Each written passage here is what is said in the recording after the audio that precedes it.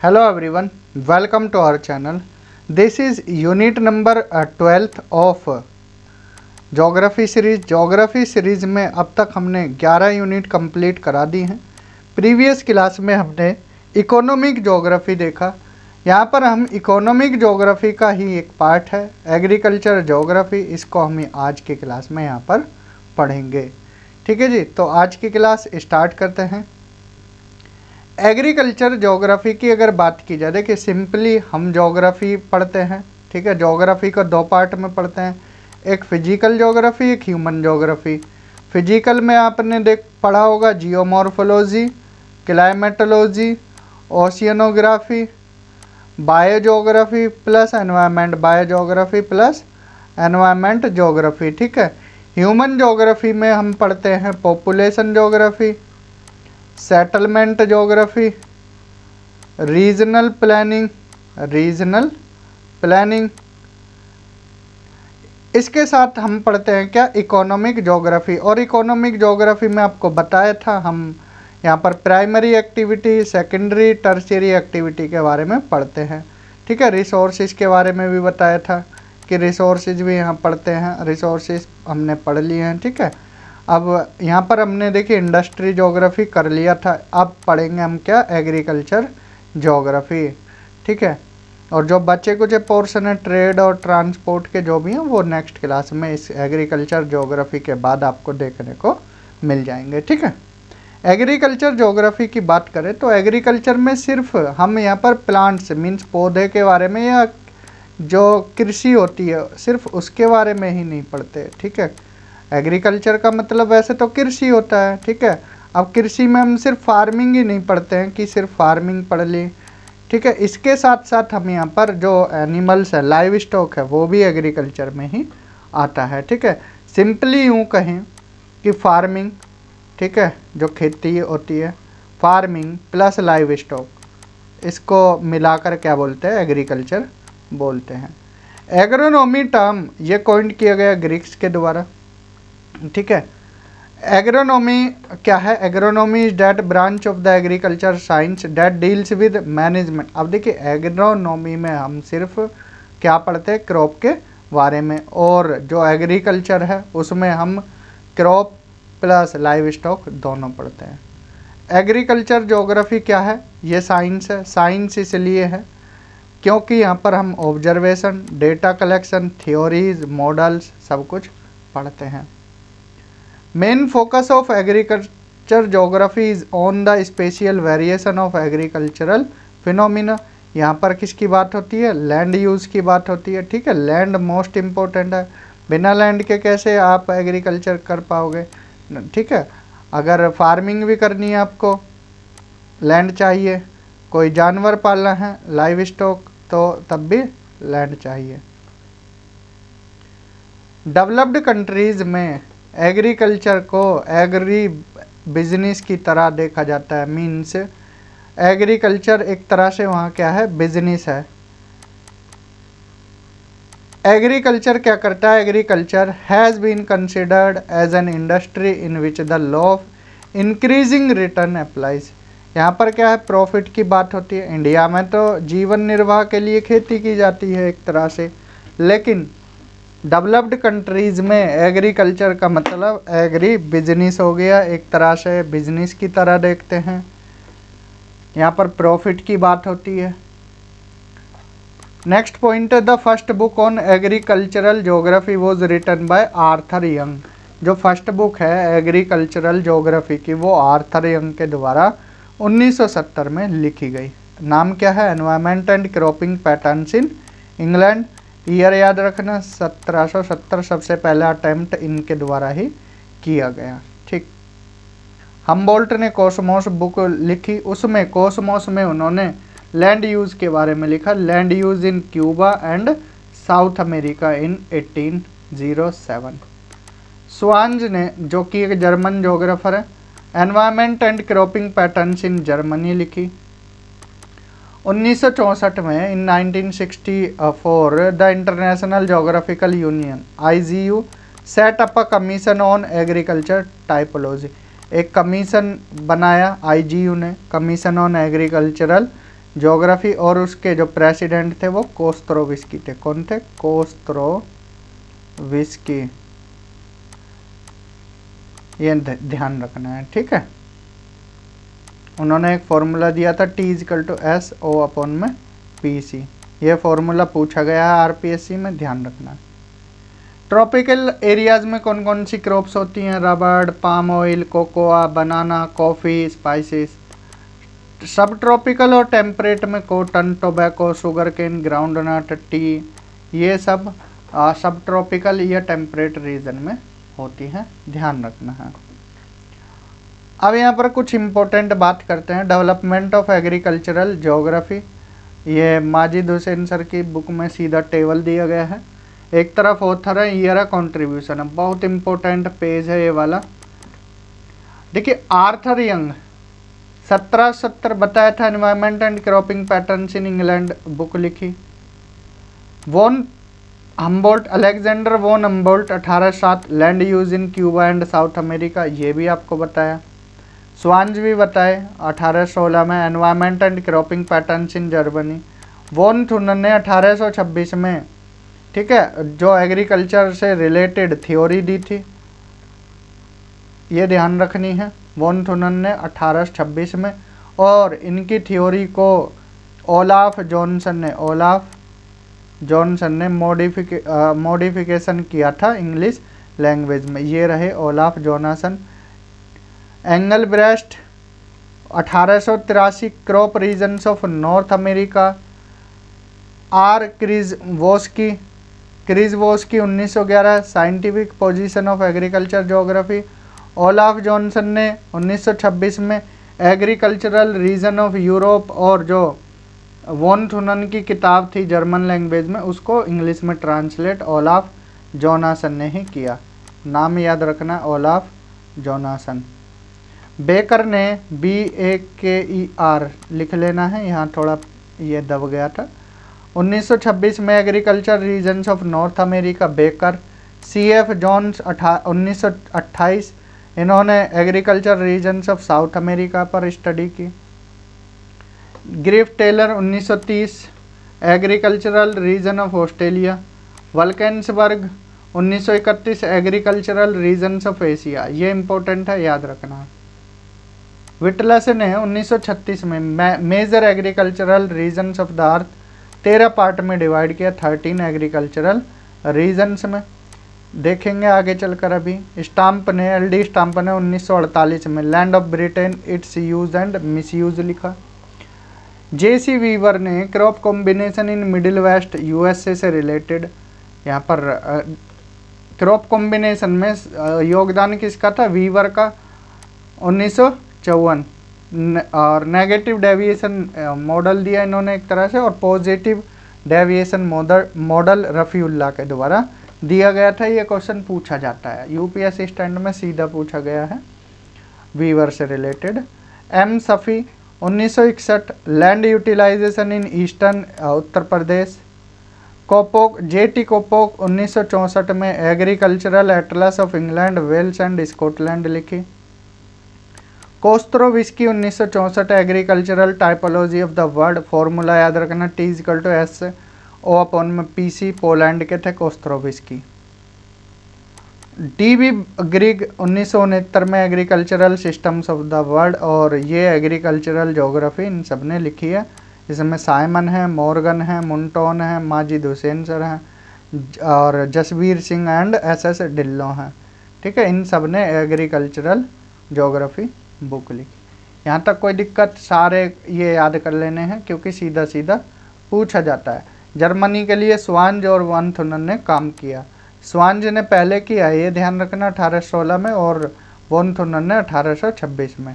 ये इम्पोर्टेंट है। Olaf Jonasson Europe में स्टडी की, बेकर ने North America, CF Jones South America, Griff Taylor Australia, Valkenburg Asia. अगर और नाम आ जाएं, ठीक है, वेल्स पर किसने स्टडी की? वेल्स पर तो कोपोक का भी बताया था हमने, ये रहा, इंग्लैंड, वेल्स एंड स्कॉटलैंड, कोपोक। अगर हम पूछे तस्मानिया पर किसने स्टडी की? तस्मानिया पर, तो तस्मानिया पर किसने की? स्कॉट ने, ध्यान रखना है ये चीज़ें। स्कॉट नाम पूछा जा सकता है, ठीक है। अंतर थोड़ा यहाँ समझना है। एंगलब्रेस्ट ने देखिए 1883 में crop regions of North America पर स्टडी की एंड बेकर ने agricultural region of North America इस पर स्टडी की। ये दोनों में ये अंतर है, ठीक है। एंगलब्रेस्ट ने ओनली क्रॉप पर, बेकर ने एग्रीकल्चर रीजन्स पर की। In 1974 Jasbir Singh published an agricultural atlas of Haryana. Jasbir Singh का नाम हरियाणा में जितनी भी एग्रीकल्चरल स्टडी हैं वहाँ जरूर आता है। जसवीर सिंह इम्पोर्टेंट नाम है हरियाणा की एग्रीकल्चर ज्योग्राफी में, ध्यान रखना है। Agricultural atlas of Haryana, Jasbir Singh. Esri environment system research institute.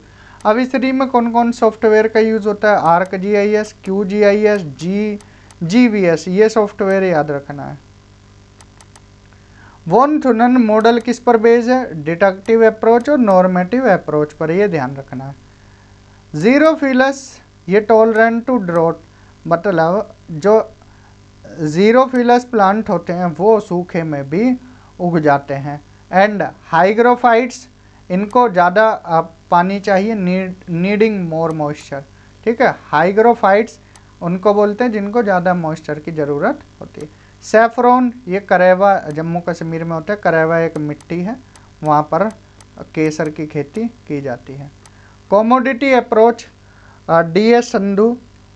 The whole is more than the aggregate of its parts, ये कॉमोडिटी अप्रोच है। मीन्स कोई वस्तु है, ये छोटे छोटे पार्ट में तोड़ दी, अब दोनों का वजन करोगे तो ये ज़्यादा मिलेगा। Whole is more than the aggregate of its part, क्योंकि थोड़ा बहुत पार्ट इधर उधर भी हो जाता है तो इसलिए होल को बोला है। होल ज़्यादा होता है, पूरा संपूर्ण is more than the aggregate of its part, उसके हिस्सों से ये ज़्यादा होता है।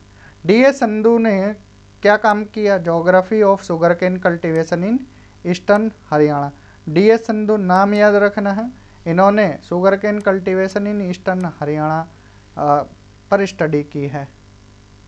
रीजन क्या होता है? पूछ लिया जाता है इंटरव्यू वगैरह में। Area having homogeneity in physical and cultural characteristic, कोई एक एरिया है वहाँ होमोजीनिटी पाई जाती है फिजिकल और कल्चरल कैरेक्टरिस्टिक्स में, तो वो रीजन है। Regional approach for the study of agricultural geography, इसमें क्या होता है? रीजनल अप्रोच में माइक्रो रीजन, मीजो रीजन का निर्माण करते हैं एंड जो मीजो रीजन है वो मैक्रो रीजन का निर्माण करते हैं। This process continuous till the entire earth surface is covered. तो रीजनल अप्रोच यही है, माइक्रो से मीजो, मीजो से मैक्रो। रीजनल अप्रोच को सपोर्ट करने वाले कौन कौन थे? बेकर थे, वल्केंसबर्ग, विटलसी, वीवर, कोपो, कोस्त्रोविस्की, इन्होंने अलग अलग स्टडी की है। बेकर ने नॉर्थ अमेरिका, वल्केंसबर्ग ने एशिया, विटलसी ने 13 एग्रीकल्चरल रीजन्स के बारे में बताया, ठीक है, ये ध्यान रखना है। सऊदी अरेबिया में वीट, बार्ले और वेजिटेबल्स वादियों में उगाए जाते हैं। मीन्स ऊजीज में, इसको ऊजीज बोल सकते, ओजीज बोल सकते हो, ठीक है। OASIS, डेजर्ट में पाए जाते हैं। जब डेजर्ट में किसी जगह पानी वगैरह देखने को मिल जाता है तो उनको ओएसिस या ओजीज बोलते हैं, तो इनको वादी बोलते हैं। वादियों में क्या है? वीट, बार्ले और वेजिटेबल की खेती की जाती है सऊदी अरेबिया में। System analysis approach was adopted by Ludwig 1920 में इन बायोलॉजिकल साइंस और ज्योग्राफी में। BJL बेरी और Chorley has suggested system analysis as a vital tool for geographical understanding. ध्यान रखना है, सिस्टम एनालिसिस से किसका नाम? BJL बेरी और चोरले का नाम आता है।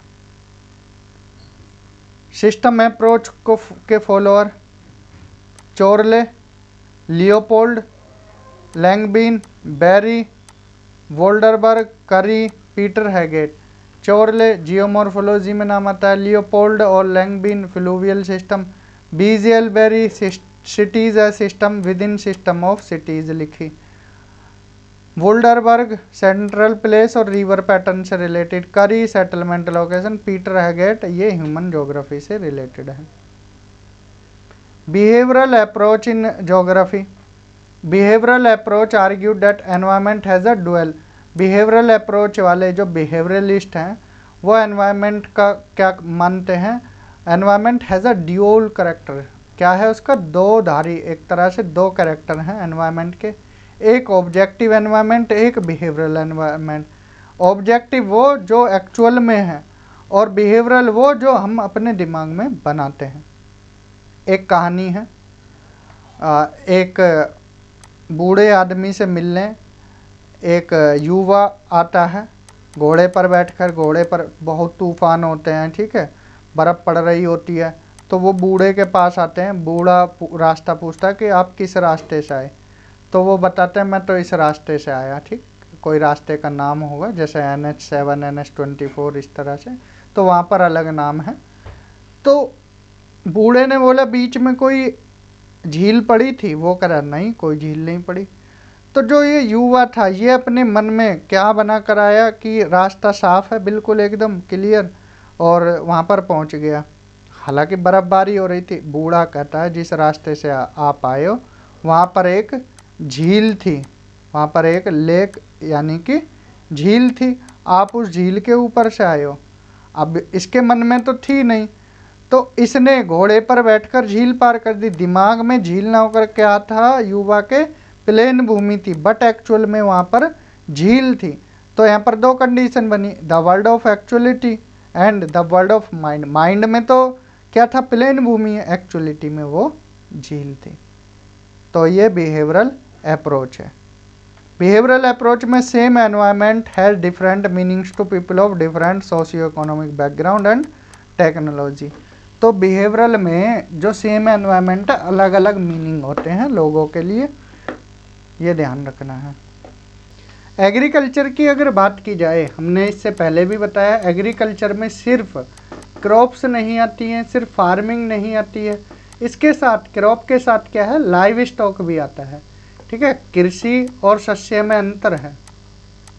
कृषि में क्या है, कृषि इज इक्वल टू शस्य प्लस जो हम यहाँ पर लाइव स्टॉक करते हैं, मीन्स जानवर पालते हैं, ठीक है, वो इसमें आता है, ठीक है। कृषि में दोनों आ जाएंगे, जो क्रॉप्स हैं वो भी और प्लस लाइव स्टॉक है वो भी। Agriculture begin around 10,000 before present या 800 BC ईयर्स पहले की बात है। तब से एग्रीकल्चर, जैसे भारत में इंडस वैली सिविलाइजेशन है, नियोलिथिक पीरियड में, इवन मीजोलिथिक के बाद से ही के एंड फेज से ही एग्रीकल्चर देखने को मिली थी। नियोलिथिक में भरपूर मात्रा में सभी साइट्स पर देखने को मिली थी एग्रीकल्चर, ध्यान रखना है, ठीक है। Agriculture began around 10,000 year before present और 8,000 BC during Sumerian times in north west Asia, ध्यान रखना है। The hypothesis about the beginning of agriculture in the forested foothill was put forth by Carl O Sauer an American biogeographer. अब देखिए जो beginning of agriculture है कि forested foothills में, ये आइडिया किसके द्वारा दिया गया, कार्ल ओसार, जो कि एक अमेरिकन बायोजोग्राफर है। यहाँ पर निकोलो इवानोविक N.I. वेविलोव N.I. वेविलोव जो कि एक रशियन बायोजोग्राफर है, इन्होंने 8 मेजर जीन सेंटर के बारे में बताया। जीन सेंटर क्या होता है, a gene centre is a geographical local of wild ancestor of the modern cult. अब देखिए कोई प्लांट है, ये पहला कहाँ होगा, पहली बार, तो एक तरह से इसको जीन सेंटर बोलेंगे, सेंटर ऑफ ओरिजिन को ही जीन सेंटर बोला जाता है। A geographical area where a group of organism, चाहे वो डोमेस्टिक हो वाइल्ड हो, पहली बार इवोल्व हुए उसी को जीन सेंटर बोला जाएगा। कोई भी जहाँ पर देखिए क्रॉप्स उगी हो या कोई भी जानवर हो, ठीक है, वो क्या आ जाएगा, जीन सेंटर में आ जाएगा। जैग्रोस माउंटेन कहाँ है, ये ईरान और इराक में है, ध्यान रखना है। The plough invented by Sumerians and एनाटोलियंस।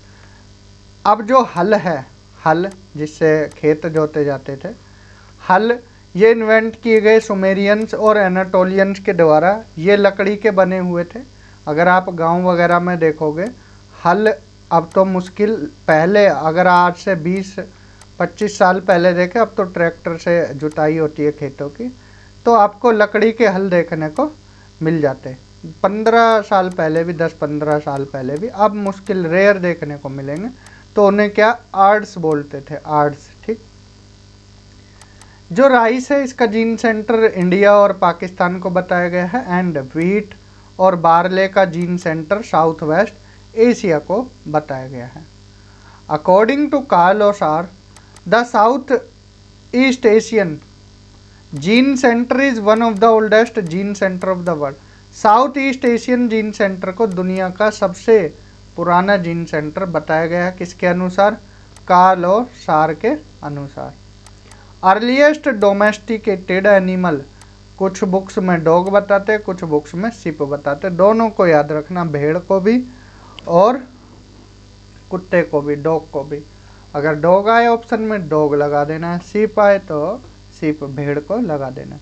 Horse की उत्पत्ति कहाँ मानी जाती है? रसिया और सेंट्रल एशिया में मानी जाती है।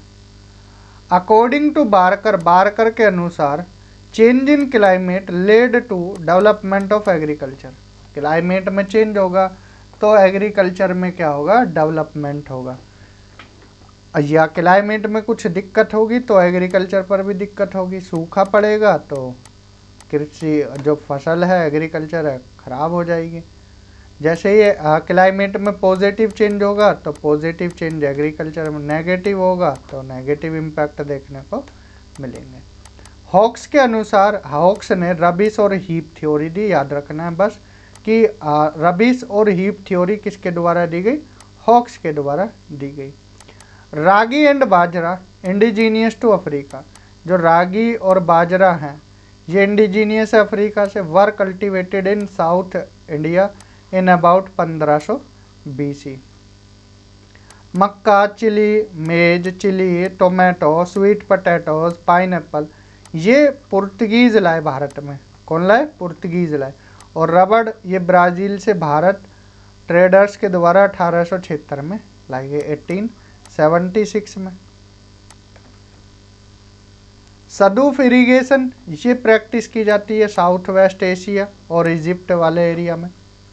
पहला गैसोलीन ट्रैक्टर ये 1892 बाय जॉन फ्रोइलिच के द्वारा बिल्ट किया गया। ऐसे फैक्चुअल क्वेश्चन आए एग्जाम में तो आप कर ले जाओगे। एल्फोंस डी कैंडोल, इन्होंने क्या है? ओरिजिन ऑफ कल्टिवेटेड प्लांट के बारे में बताया, कैंडोल ने। और H.J. ह्यूगोट, H.J. ह्यूगोट, इन्होंने the origin of agriculture in Africa, the Sahara, ये बुक लिखी। तो इम्पोर्टेंट नाम है H.J. ह्यूगोट, इन्होंने बुक लिखी the origin of agriculture in Sahara, agriculture in Africa, the Sahara, ये बुक लिखी H.J. ह्यूगोट ने। जसवीर सिंह ने क्लासिफाइड किया, has classified the 5 important land resource entities. वो क्या क्या हैं? Terrain, climate, soils, water resources and forest cover. Jasbir Singh ने 5 इम्पोर्टेंट लैंड रिसोर्स बताए, terrain, climate, soils, water resources and forest cover. The rainfall recorded at Pune is less than half of the rainfall on the windward slope of the Western Ghats। अब देखिए, कोई mountain है, peaks है, बारिश इधर हुई windward side, ठीक है। मुंबई क्या है? विंडवर्ड साइड है, बारिश होती है अच्छी खासी। पुणे लीवर्ड साइड में, किस में? लीवर्ड साइड में। तो मुंबई इधर जो विंडवर्ड साइड है इससे आधे से भी कम बारिश होती है पुणे में, इसलिए ये सूखाग्रस्त क्षेत्र माना जाता है, सूखाग्रस्त क्षेत्र माना जाता है। ये कुछ फैक्ट है, ध्यान रखने हैं। हिमाचल प्रदेश में एप्पल 1100 मीटर ऊपर भी उगाए जाते हैं। Relationship between slope and land use, जो रिलेशनशिप है स्लोप और लैंड यूज, ये किसके द्वारा रिलेशनशिप दी गई? मैक ग्रिगोर के द्वारा 1957 में, and later the British geomorphological research group in 1962। ध्यान रखना है, स्लोप और लैंड यूज के बारे में जो रिलेशनशिप बताई वो मैक ग्रिगोर ने बताई। The upper temperature limit for plant growth, 60 degree Celsius तक प्लांट कोई बच सकता है, उसके बाद अगर टेम्परेचर और बढ़ा तो फिर वो ख़त्म होने के चांसेस उसके रहते हैं। टॉलरेट कितना कर सकता है? 60 degree Celsius. Frost is also an important factor which restrict the cultivation of crops at higher altitudes and latitudes. जो पाला है ये भी एक इम्पोर्टेंट फैक्टर प्ले करता है किसमें? कल्टीवेशन ऑफ क्रॉप्स में। एडवेक्शन फ्रोस्ट को दूसरा नाम विंड फ्रोस्ट भी बोला जाता है। मिस्ट्रल विंड एक कोल्ड विंड है जो कि रहोन वैली और सदर्न फ्रांस में ब्लो करती है। एंड सिरक्को एक गर्म हवा है जो कि नदर्न अफ्रीकन कोस्ट पर चलती है। The top soil having an average depth of about 15 से 20 सेंटीमीटर होती है। टॉप सॉइल 15 से 20 सेंटीमीटर तक। The soil that correspondent to the great climatic belts, उसको जोनल सॉइल बोलते हैं। देखिए 3 पार्ट में बताई थी, ऊपर है जोनल, फिर इंट्रा जोनल, लास्ट में जोनल, ये नीचे जोनल सॉइल बोली जाती। पेडल फर, इसमें आयरन ज़्यादा होता है। एल्यूमिनियम, एल का मतलब एल्यूमिनियम, Fe का मतलब आयरन, तो एल्यूमिनियम और आयरन की मात्रा पेडल फर्स में ज़्यादा होती है। पेडोकल्स, कैल, Cl, कैल का मतलब कैल्शियम, इसमें चूना ज़्यादा होता है। तो पेडोकैल में चूना लाइम ज़्यादा होता है और पेडल फार में आयरन और aluminium. The term loan is used to describe mixture of the different size classes of soil particles। जो टर्म लोम है वो किसके लिए? जो मिक्सर है डिफरेंट साइज या डिफरेंट क्लासेस सॉइल पार्टिकल्स है ना, अलग अलग साइज में पाए जाते हैं, तो उनको लोम टर्म दिया गया। सॉइल प्रोफाइल को में जो लेयर्स होती है, सॉइल प्रोफाइल में जो लेयर होती हैं, ऐसे नाम अलग अलग दिया है, उसको होराइजन बोलते हैं। Horizon, podzolisation, laterisation, calcification, gleisation, salinisation. अगर इनका टर्म जानना है तो आप क्लास 4th जो है बायोजोग्राफी और एनवायरमेंट जोग्राफी की, उसको देख सकते हैं, वहाँ पर हमने ये सारी चीज़ें बताई। पीएच वैल्यू ऑफ सॉइल कितना रहता है एवरेज?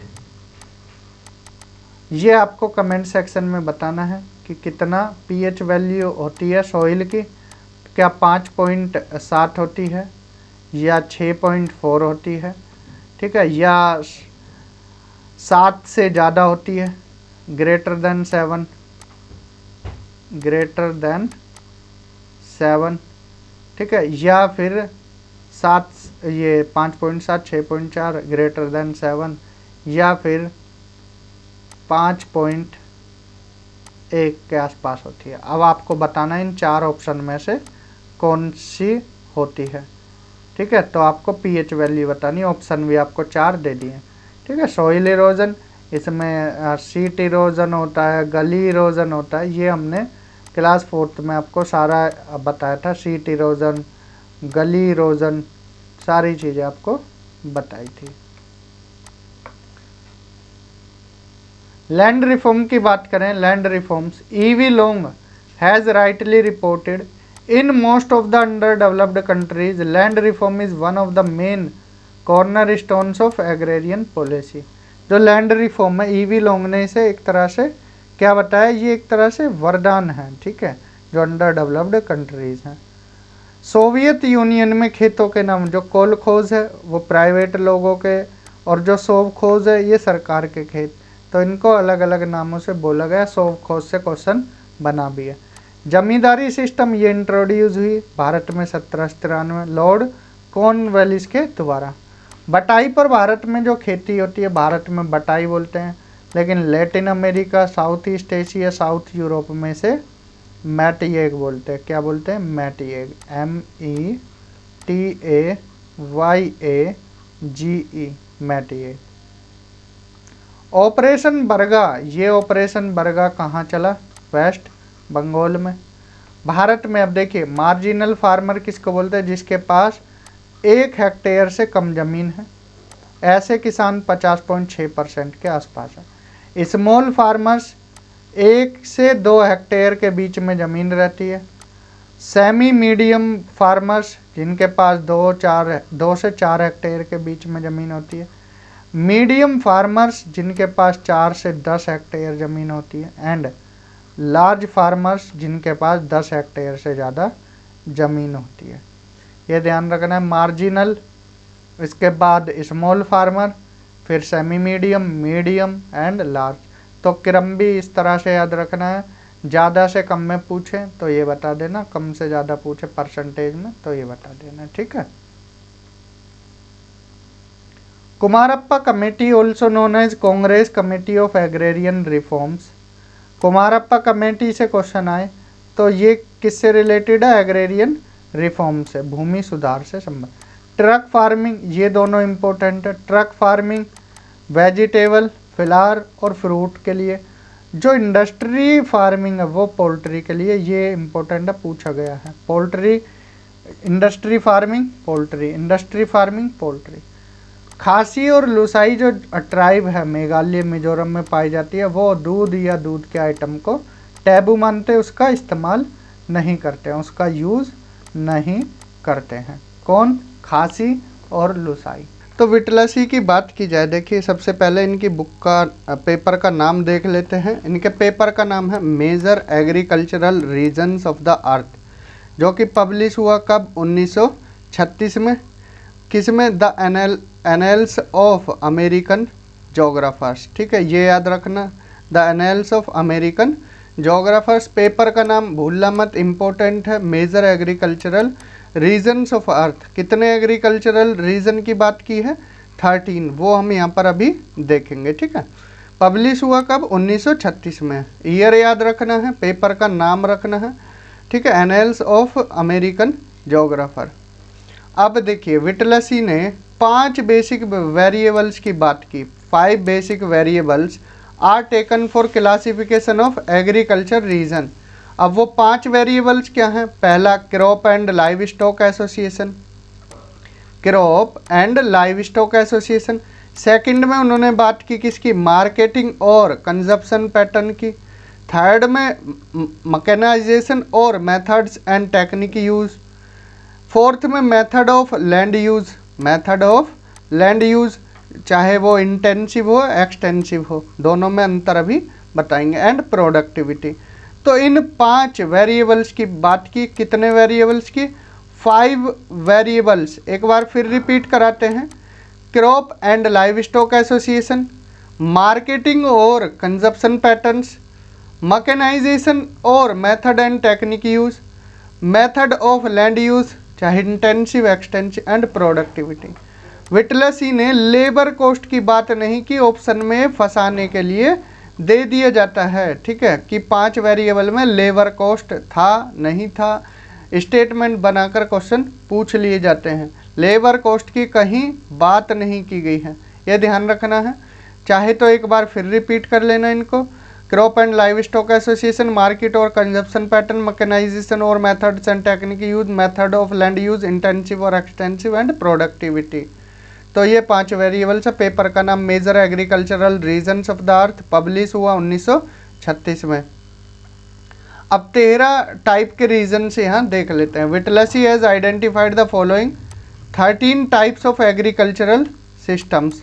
अब 13 में क्या है? Nomadic herding, livestock ranching and shifting cultivation, rudimentary tillage, intensive subsistence tillage with rice dominance. यहाँ पर क्या है?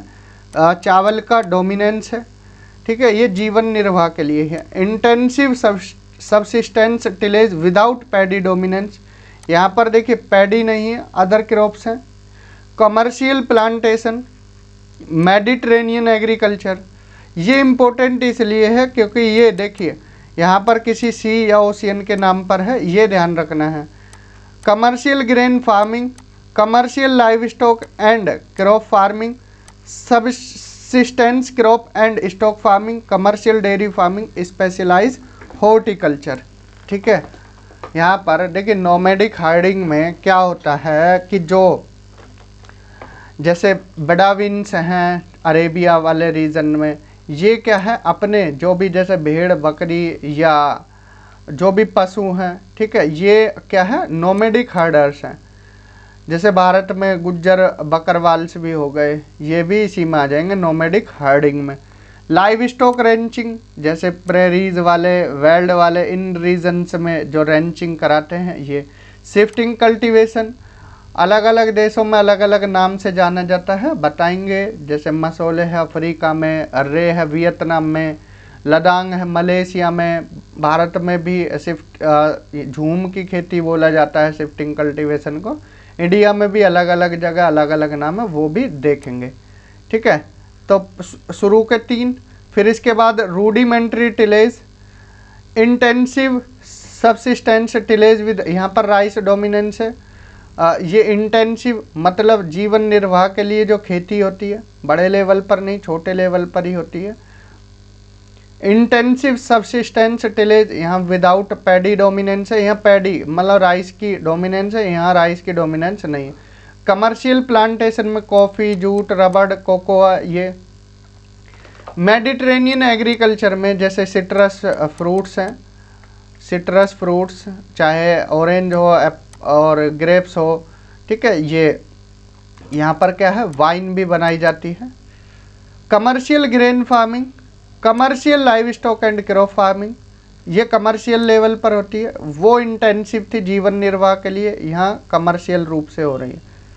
Subsistence crop and stock farming, commercial dairy farming, ये न्यूजीलैंड डेनमार्क इन देशों में होती है, ठीक है, पशुपालन बड़े लेवल पर।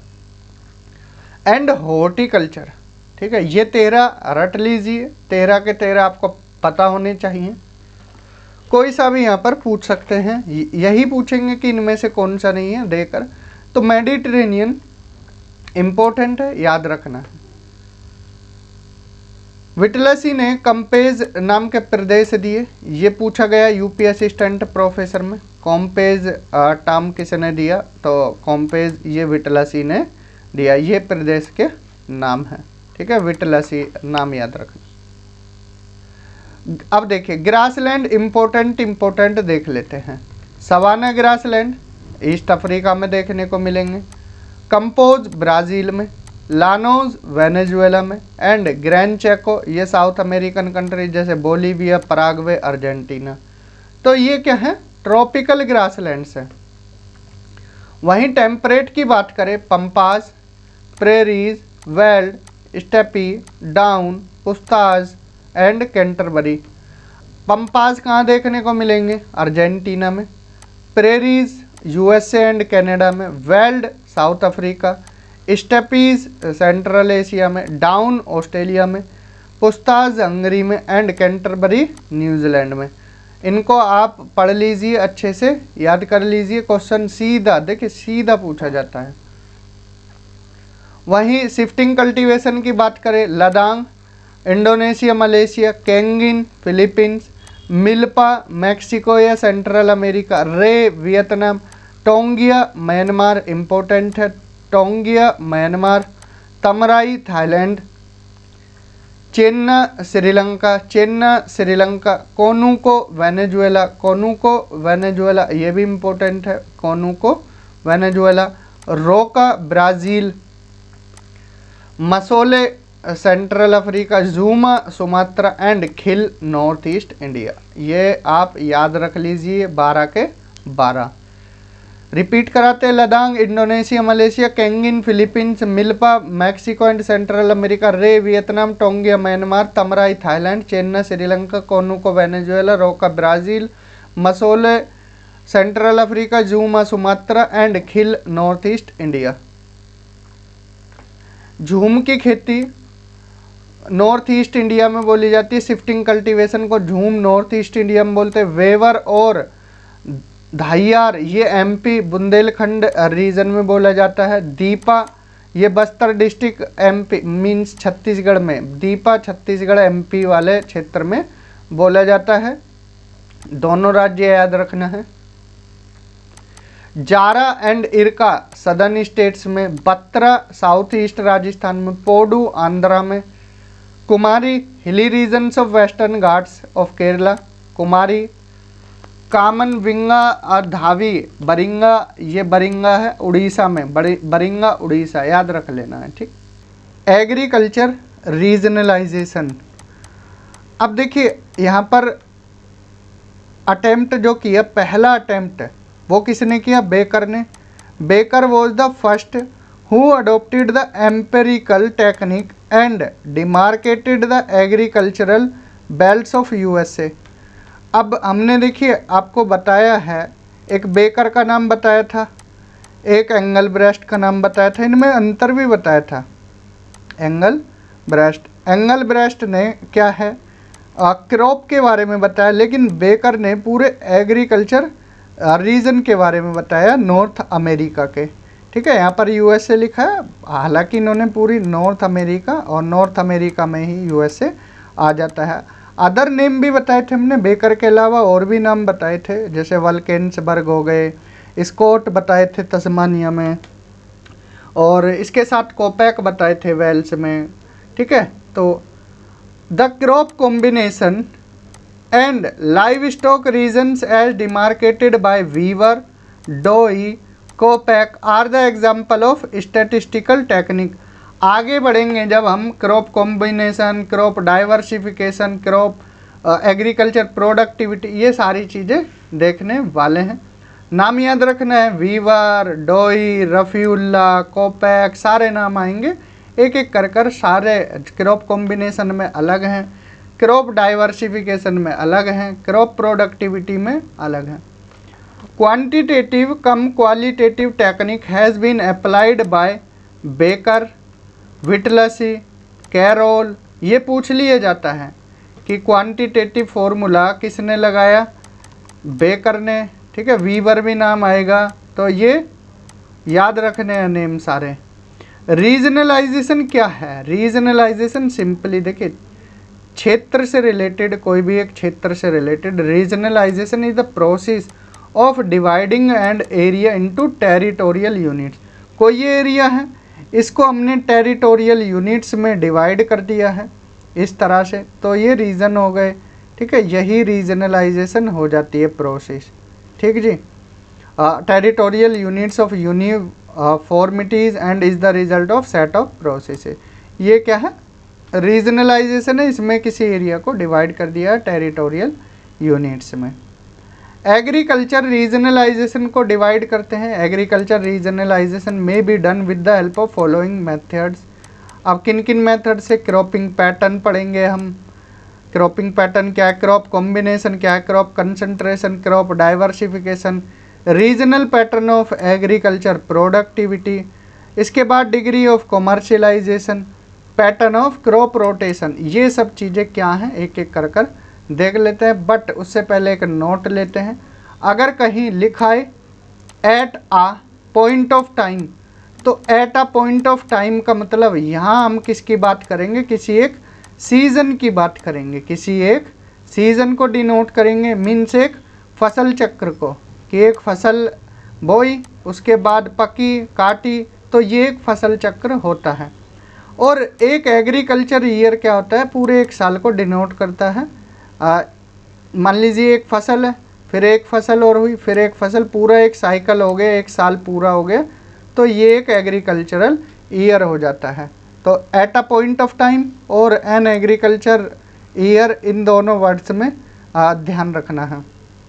अब एक एक कर कर हम इनको पढ़ लेते हैं। सबसे पहले क्रॉपिंग पैटर्न देखेंगे। क्रॉपिंग पैटर्न है क्या?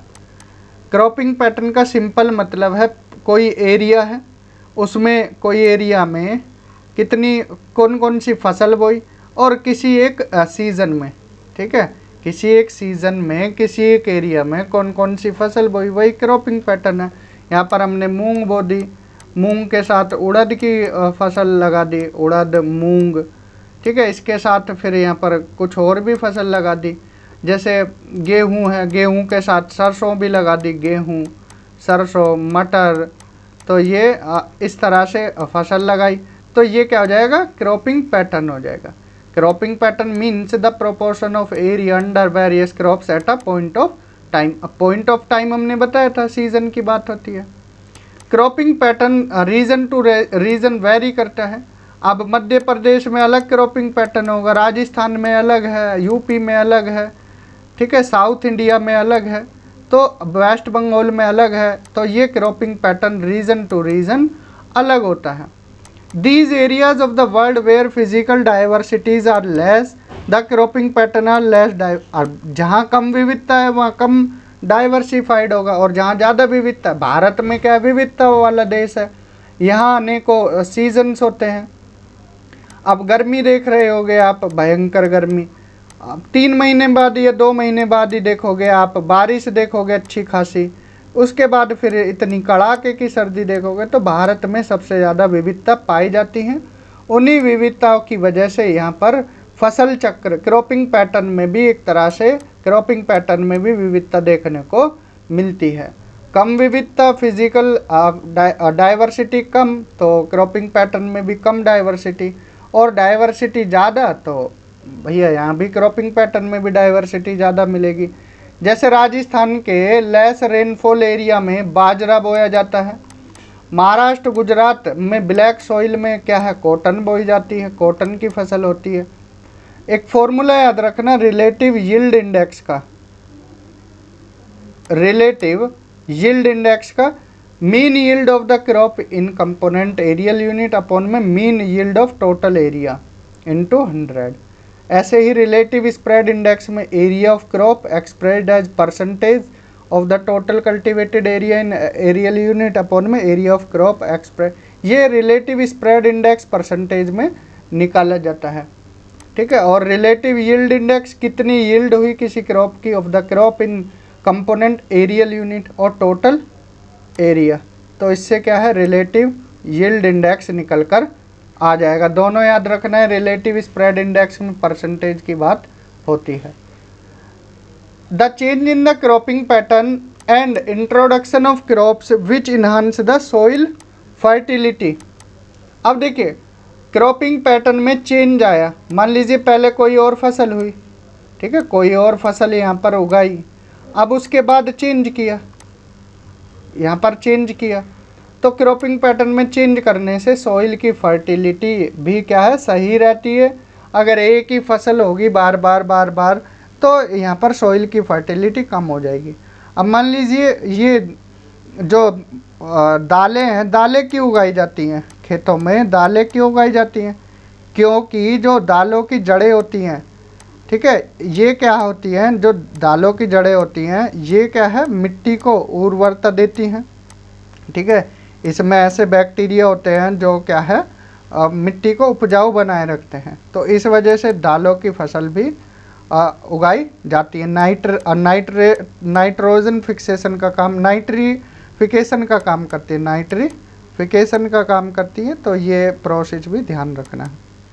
कोई क्रॉप्स है, ये कोई खेत है, ये कोई खेत है, अब इस खेत में फसल उगाई गई, ए फसल मान लीजिए गेहूँ, यहाँ भी गेहूँ, यहाँ बी में क्या है, मटर, यहाँ पर सरसों, यहाँ पर कोई और रबी की फसल, इस तरह से फसल उगाई गई हैं।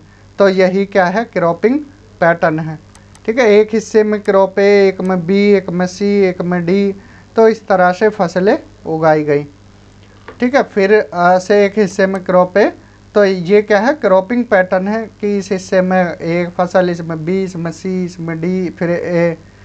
तो क्रॉपिंग पैटर्न की अगर डिफाइन देखे जाएँ तो the proportion of area under the various crops at a point of time in a region, किसी एक क्षेत्र में किसी एक सीज़न में उगाई गई फसलें क्या हैं, क्रॉपिंग पैटर्न है, ठीक जी।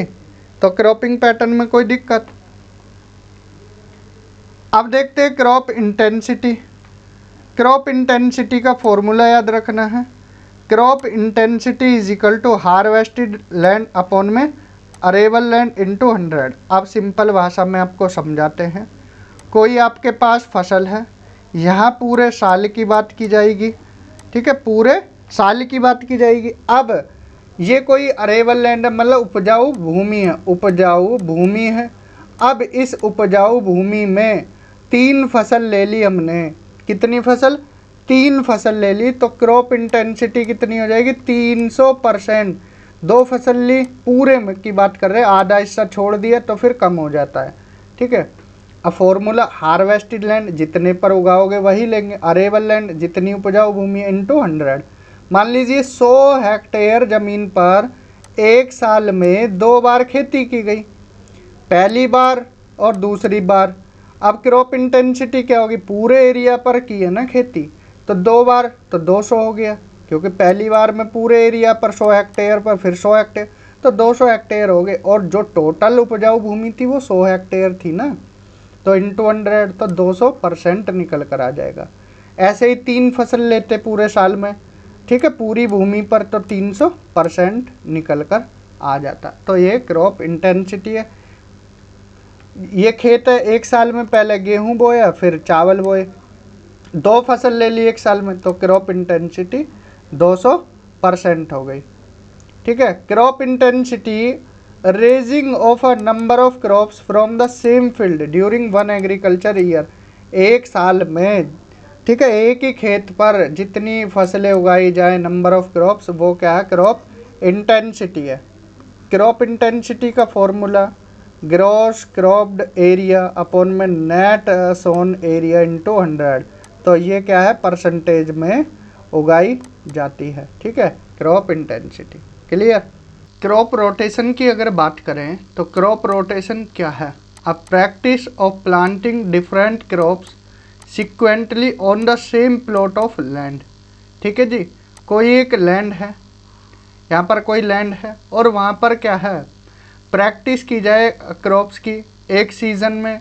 अब देखिए, विंटर सीज़न में यहाँ पर वीट और सरसों उगाया, समर सीज़न में मेज़ और पैडी उगाया, सितंबर अक्टूबर नवंबर में मूंग और तिल उगाया। तो ये एक तरह से क्या हो गया? Crop rotation. एक साल में, ठीक है, एक ही खेत पर अलग अलग फसलें उगाना, यही क्या है? क्रॉप रोटेशन है। रोटेट कर कर कर, पहले वीट एंड सरसों थी, फिर मेज़ एंड पेडी, फिर मूंग एंड तिल, फिर उसके बाद मूंग तिल के बाद फिर से वीट सरसों। तो ये क्रम चलता रहेगा। एक साल में विभिन्न क्रॉप्स बदल बदल कर उगाना, यही क्या है? क्रॉप रोटेशन है। क्रॉप कंसंट्रेशन की बात करें, क्रॉप कंसंट्रेशन है क्या? अब देखिए, आप अगर एक वर्ड कंसंट्रेट, कंसंट्रेट का मीनिंग केंद्रित, केंद्रित, तो यहाँ पर देखिए एक किसी फसल को, अभी आपको क्लियर हो जाएगा क्रॉप कंसंट्रेशन का meaning. Crop concentration means the variation in the density of any crop in an area या region at a given point of time. बात एक सीज़न की हो रही है, ठीक है। आइडियल एग्रो क्लाइमेटिक अगर कंडीशन होंगी तो हाई कंसंट्रेशन होगा, ठीक है। अब देखिए, आपको ऐसे समझाते हैं। यहाँ पर कोई खेत है, ए फसल है, सी है, बी है, बी है, ए है, तो क्रॉप ए की डेंसिटी किसी एक समय में क्या होगी? क्रॉप कंसंट्रेशन होगी। अब क्यों होगी? यहाँ पर सबसे ज़्यादा फसल कौन सी उगाई जा रही है? ए उगाई जा रही है, फिर उसके बाद बी उगाई जा रही है, फिर सी उगाई जा रही है। 2 मेथड इसके लिए यूज़ किए जाते हैं, एक location quotient method of crop concentration और एक crop concentration index. Location quotient method Bhatia ने 1965 में दिया, वहीं क्रॉप कंसंट्रेशन इंडेक्स ये भी भाटिया का मेथड है। ए अपॉन में बी और कैपिटल ए अपॉन में बी, ये इनका फॉर्मूला है। क्रॉप कंसंट्रेशन इंडेक्स मेज़र, क्या मेज़र करता है crop concentration index? How much a particular crop dominates the land area compare to other crops in a region. अब देखिए, यहाँ हमने बताया था। अब देखिए, जो क्रॉप ए है कितना एरिया डोमिनेट कर रही है अदर क्रॉप्स के मुकाबले। अब क्रॉप ए से ज़्यादा, क्रॉप ए ज़्यादा है क्रॉप बी और सी, अगर देखें क्रॉप बी और सी से, तो कितना ज़्यादा है? तो ये फॉर्मूला निकाला जाता है यहाँ पर क्रॉप कंसंट्रेशन इंडेक्स की हेल्प से निकाला जाता है। तो यही क्या है, क्रॉप कंसंट्रेशन है कि किसी एक खेत में अलग अलग किस्म की फसलें हैं, अब कौन सी फसल कितनी ज़्यादा है, किससे कितनी ज़्यादा है, यही निकालने के फॉर्मूले अलग अलग ज्योग्राफर ने यहाँ दिए हैं। ठीक है जी। जैसे यहाँ पर हमने बताया भाटिया का लोकेशन कोसेंट मेथड याद रख लेना है। ठीक है, ये फॉर्मूला याद रख लेना है। क्रॉप कंसंट्रेशन इंडेक्स ये भी भाटिया का मेथड है। ठीक, क्रॉप कॉम्बिनेशन की बात करें, the crop combination are generally grown in combination. Crops क्या है, मोस्टली अब एक खेत में एक फसल तो ऐसा है नहीं कि उगाई जाती है, कुछ और भी फसलें लगाई जाती हैं। जैसे आप मूंग, खाली मूंग तो बोओगे नहीं, उसके साथ तिल भी डाल दोगे, जो मेड़ होती है मेड़ों पर तिल भी। ठीक है, अगर गेहूं बो रहे हैं तो उसमें सरसों भी देखने को मिल जाएगी, सरसों, गेहूं में सरसों भी देखने को मिल जाएगी। तो कॉम्बिनेशन में बोलते हैं दो मेथड है, arbitrary choice method and variable based on certain differences. एक तरफ आर्बिट्ररी चॉइस मेथड है, एक तरफ स्टैटिस्टिकल अप्रोच से निकाला जाता है। जैसे फर्स्ट क्रॉप ओनली मीन्स कोई एक जिला है, गोरखपुर है मान लीजिए, यहाँ पर फर्स्ट क्रॉप क्या है, राइस है, या बुलंदशहर है, यहाँ फर्स्ट क्रॉप वीट है, मीन्स यहाँ राइस ज़्यादा होते हैं गोरखपुर में और बुलंदशहर में वीट ज़्यादा होता है। अगर फर्स्ट टू क्रॉप की बात की जाए तो बस्ती ज़िले में वीट और राइस होता है, बुलंदशहर में वीट और शुगर केन होता है। सेकंड क्रॉप क्या है, यहाँ शुगर केन हो गई। ऐसे ही यूपी में क्या है, 9 क्रॉप कॉम्बिनेशन रिकॉग्नाइज किए गए हैं फर्स्ट टू क्रॉप्स के। वहीं फर्स्ट 3 क्रॉप्स में जैसे wheat plus rice plus sugarcane ये गाजियाबाद में होता है। ठीक है, गाजियाबाद में अगर फसलों का कॉम्बिनेशन देखें तो वीट दूसरे नंबर पर, राइस, फिर शुगर केन। वहीं बुलंदशहर में देखें वीट, मेज और शुगर केन। ठीक है, ये क्या है, फर्स्ट 3 क्रॉप्स हैं। तो 11 क्रॉप कॉम्बिनेशन में भी रिकॉग्नाइज इन यूपी। तो ये क्या है, आर्बिट्ररी चॉइस है। यहाँ क्या है, पहली क्रॉप देखी जाएगी, फिर फर्स्ट 2 क्रॉप, फर्स्ट 3 क्रॉप, ऐसे आगे कितनी भी देख सकते हैं, 4 देख सकते हैं, 5 देख सकते हैं। ठीक है, अब यहाँ पर स्टैटिस्टिकल अप्रोच में सबसे पहले मेथड वीवर का था, इम्पोर्टेंट है। Weaver was the first to use statistical technique to establish the crop combination of the Middle West. अब देखिए ये भी पूछा जाता है कि कहाँ पर वीवर ने कहाँ पर इस टेक्निक का यूज़ किया। तो याद रखना मिडिल वेस्ट यूएसए में, वीवर 1954। ठीक है, पहले जोग्राफर थे जिन्होंने स्टैटिस्टिकल टेक्निक का यूज़ किया, किसमें, क्रॉप कॉम्बिनेशन में। फिर आते हैं वीवर के बाद इनके मेथड को ही डोई ने क्या है, मॉडिफाइड किया 1959 में। ठीक है, किसने, डोई ने। फिर रफ़ीउल्लाह 1956। अब देखिए क्रम पूछने को आए तो वीवर के बाद आते हैं फिर रफ़ीउल्लाह भारत के ही हैं, एंड डोई आती हैं रफ़ीउल्लाह के बाद। कीको काजो डोई, ये कहाँ की हैं, डोई है कहाँ की, जापान की, ये भी ध्यान रखना है, कीकू काजू डोई। ठीक, एक एक कर देख लेते हैं। पहले वीवर देख लेते हैं, 1954। Weaver 1954 was the first to use statistical technique to establish the crop combination of the Middle West USA. ये हमने बताया है कि वीवर पहले थे जिन्होंने स्टैटिस्टिकल टेक्निक का यूज़ किया क्रॉप कॉम्बिनेशन में। रीजन कौन सा लिया, मिडिल वेस्ट यूएसए। ये इतना इम्पोर्टेंट नहीं है। 1081 काउंटीज़ की कल्टिवेटेड लैंड पर इन्होंने स्टडी की वीवर ने। ठीक है, ये इतना नहीं पूछेंगे, पूछ लिया तो बता देना 1081, इसमें क्या रटना। ठीक है, 1081 1% भूमि ली, ये तो परसेंट तो पूछेंगे नहीं। 1081 काउंटी। ठीक है, काउंटी का मतलब एक तरह से गांव एरिया वगैरह ले लिया था वीवर ने। अब इन्होंने मिनिमम डेविएशन फॉर्मूला लगाया, standard deviation is equal to √ sigma d² ठीक है, ये फॉर्मूला लगाया किसने, वीवर ने। अब उदाहरण की हेल्प से समझें, जैसे rice 48%, wheat 23%, barley 15, sugarcane 6 और ग्राम 5%। कोई एक ज़मीन है उस पर इतने इतने %, राइस 48 पर, वीट 23 पर, बारले 15 पर, शुगर केन 6 पर और ग्राम 5 पर। ठीक है, इस तरह से ये थे। अब मोनोकल्चर यहाँ पर निकालना है हमको, तो 101 का निकालना है। अगर राइस का निकालना है तो कैसे निकालेंगे, 100 माइनस 48 का स्क्वायर, देखिए इस फॉर्मूले में ही लगाना है। और तो डी निकालने के लिए 100 माइनस 48 का स्क्वायर अपॉन में 1, तो निकल कर कितना आएगा 2704। वही 2 क्रॉप कॉम्बिनेशन, मीन्स हमने राइस और वीट लिया 2 क्रॉप। ठीक है, तो अब 2 क्रॉप हो गई। यहाँ 100 इसलिए लिए एक ही क्रॉप थी, यहाँ 2 क्रॉप हैं तो 50-50 हो गए ना।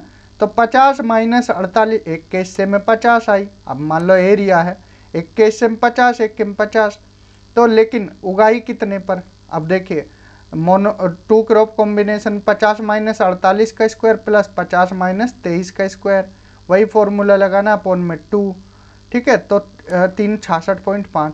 ये आपको बस समझाने के लिए है, बाकी ये न्यूमेरिकल टाइप कुछ आएगा नहीं। मिनिमम डेविएशन का फॉर्मूला याद रखना, standard deviation is equal to √σd² upon में n। ठीक है, एरिया याद रखना, जो जो चीज़ें पूछी जाती है वही याद रखना, इधर उधर के ये इतना पूछेगा नहीं, ये तो सिर्फ समझाने के पर्पज़ से आपको दिया था। 3 क्रॉप आए तो 33.3 कर देना, 4 आए तो 25 कर देना, 5 आए तो 20 कर देना, ये आपके हाथ में है। ठीक है, the application of Weaver method gave 10 crop combination regions of crop, 10 crops तक आप कर सकते हो। ठीक है, वीवर के मेथड को यूज़ किया, स्कॉट ने कहाँ पर किया, तस्मानिया के crop and livestock combination में। ठीक है, तस्मानिया में किसने, स्कॉट ने। कोपोक ने इंग्लैंड और वेल्स में किया crop and livestock combination में। ध्यान रखना है, Scott, Tasmania, Coppock, England and Wales. फिर आती है कीकुकाजू डोई ने 1959। ठीक है, वीवर की टेक्निक को मॉडिफाइड किया किसने, डोई ने 1959 में। डोई का फॉर्मूला σd² था। ठीक है, σd²। इन्होंने एक सीट की हेल्प से ही क्रॉप कॉम्बिनेशन का यहाँ पर जो फॉर्मूला था एक सीट की हेल्प से ही निकाला। ठीक है, किसने, डोई ने। The industrial structure of Japan prefectures, ये किसने लिखी, कीकुकाजू डोई ने। ठीक है, कीकुकाजू डोई ने, ध्यान रखना। फिर आते हैं रफ़ीउल्लाह भाई साहब 1956। हालांकि इन्होंने डोई से पहले काम किया, डोई से पहले। क्रम पूछा जाए तो Weaver Rafiullah and Doi, Weaver Rafiullah डोई। डोई हमने पहले इसलिए बताया वीवर के बाद क्योंकि इन्होंने मॉडिफाइड किया था वीवर के फॉर्मूले को। अब रफ़ीउल्लाह ने बोला भैया आप माइनस प्लस का कोई भेद ही नहीं बता रहे हो। ठीक है, माइनस प्लस की तो आपने वीवर भाई साहब कोई बात ही नहीं की, सबको ऐसे ही लगा दिया। तो इन्होंने माइनस प्लस को अलग अलग कर कर दिखाया। इन्होंने मैक्सिमम पॉजिटिव डेविएशन मेथड पूछा गया है। ठीक है, नेगेटिव डेविएशन मेथड वीवर, ये यूपी असिस्टेंट प्रोफेसर में पूछा था। एंड रफ़ीउल्लाह का यूजीसी नेट में पूछा, मैक्सिमम पॉजिटिव डेविएशन मेथड का यूज़ रफ़ीउल्लाह ने किया। A new approach to the functional classification of towns 1965, ये रफ़ीउल्लाह के द्वारा ही बताया गया। A new approach to functional classification of towns किसने किया, रफ़ीउल्लाह ने 1965 में। ईयर याद रखना है। फॉर्मूला दिया इन्होंने D=√σd, ये P का मतलब पॉजिटिव है, D निकालने के लिए σd पॉजिटिव का स्क्वायर माइनस D नेगेटिव का स्क्वायर अपॉन में n का होल स्क्वायर। इन्होंने क्या है, पॉजिटिव को अलग रखा, नेगेटिव को अलग रखा। ठीक है, तो दोनों के फॉर्मूले में क्या अंतर है ध्यान रखना है। √σd² अपॉन में n, यहाँ सिर्फ n है, ये भी ध्यान रखना है। √σd² अपॉन में n और यहाँ पर n का स्क्वायर रखा है रफ़ीउल्लाह ने। √σd positive square minus d negative square upon में n का स्क्वायर। ठीक है, तो ये था किसका, रफ़ीउल्लाह का मेथड। ये थोड़ा न्यूमेरिकल टाइप है, ये आप देख सकते हैं। ठीक जी, कोई यहाँ तक दिक्कत क्रॉप कॉम्बिनेशन में। क्रॉप डाइवर्सिफिकेशन में क्या होता है कि देखिए विभिन्न फसलें एक साथ उगाई जाती हैं या एक साथ बोई जाती है। डाइवर्स का मतलब एक तरह से क्या होता है, डाइवर्स का मतलब होता है विविधता। ठीक है, यहाँ क्या है, विविधताएं हैं, अलग अलग क्रॉप्स बोई जाएंगी, उसमें विविधता देखने को मिलेगी। जैसे राजस्थान क्षेत्र में देखोगे, मरुस्थली वाले एरिया में एक खेत में मूंग, मोठ, बाजरा, कई फसलें उगाई जाती हैं। मीन्स वहाँ पर क्या है, डाइवर्सनेस है। Crop diversification is a concept which is opposite to crop specialisation. ये क्या है, अपोजिट है क्रॉप स्पेशलाइजेशन से या क्रॉप कॉम्बिनेशन से। ये क्रॉप कॉम्बिनेशन से क्या है, अपोजिट है क्रॉप डाइवर्सिफिकेशन।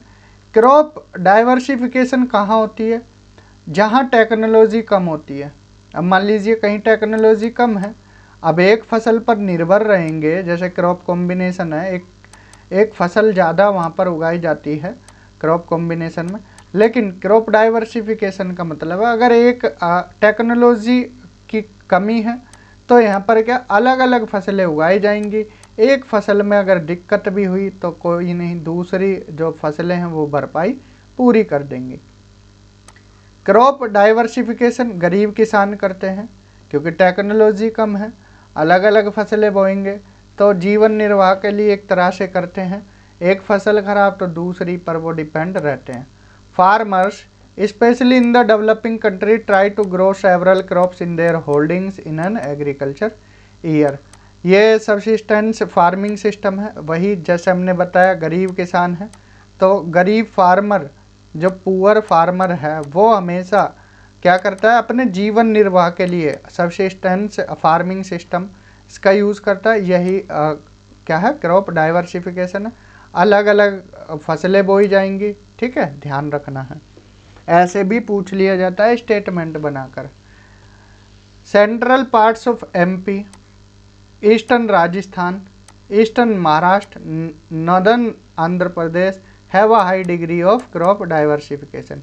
क्रॉप डाइवर्सिफिकेशन से सॉइल हेल्थ सही रहती है। अब भैया अलग अलग डाइवर्स क्रॉप्स हैं तो सॉइल की फर्टिलिटी क्या है, सॉइल हेल्थ सही रहेगी। सॉइल हेल्थ क्या है, सही रहेगी क्रॉप डाइवर्सिफिकेशन।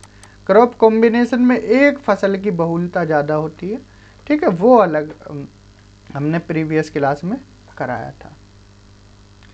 अब क्रॉप डाइवर्सिफिकेशन में अलग अलग इंडेक्स मेथड्स हैं, जैसे गिब्स मार्टिन इंडेक्स 1962 में दिया, याद रखना है, ठीक है। फॉर्मूला सिग्मा एक्स का स्क्वायर अपॉन में सिग्मा एक्स का होल स्क्वायर, ठीक है, ध्यान रखना है, सिग्मा एक्स स्क्वायर अपॉन में सिग्मा एक्स का होल स्क्वायर। ये क्या है, गिब्स मार्टिन इंडेक्स है।